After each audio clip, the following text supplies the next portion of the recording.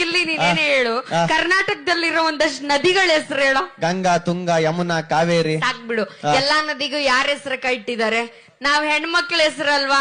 ಯಾವ್ದಕ್ಕಾದ್ರೂ ಗಂಡ್ ಮಕ್ಳ ಹೆಸರಿಟ್ಟಿದಾರ? ಯಾಕೆಂದ್ರೆ ಅವು ಯಾವ ಇಡೋ ಅಂತ ವ್ಯಾಲ್ಯೂ ಉಳಿಸ್ಕೊಂಡಿಲ್ಲ. ನಾವಷ್ಟು ಸರ್ವಶ್ರೇಷ್ಠರು. ಇದು ಒಪ್ಕೋಬೇಕು ಅಕ್ಕ. ಅಕ್ಕ ಇದು ಒಪ್ಕೋಬೇಕು. ಎಲ್ಲಾ ನದಿಗಳಿಗೆ ಹೆಣ್ಮಕ್ಳ ಹೆಸರು ಇಕ್ಕವ್ರೆ. ಗಂಗಾ, ತುಂಗಾ, ಯಮುನಾ, ಕಾವೇರಿ ಅಂತ ಯಾಕೆ ಇಕ್ಕವ್ರೆ?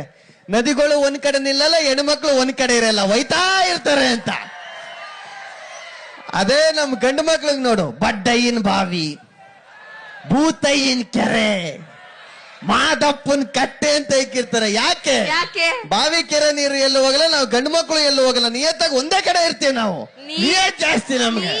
ನಿಯತ್ತು ಅಂತ ಇಲ್ಲ, ಅವ್ ಸುಮ್ನೆ ನಿಂತ ನೀರವು ಬೇರೆ ಕಡೆ ಹೋಗಿ ಬದುಕಕ್ ಬರಲ್ಲ ಅವಕ್ಕೆ. ಅದಕ್ಕೆ ಇವಾಗ ನೀನೇನ್ ಹೇಳು, ಗಣೇಶನ ಹಬ್ಬದಲ್ಲಿ ಗಣೇಶನ್ ಪೂಜೆ ಮಾಡೋದಕ್ಕಿಂತ ಮುಂಚೆ ಯಾರಿಗಪ್ಪ ಪೂಜೆ ಮಾಡ್ತೀವಿ? ಗೌರಿಗೆ.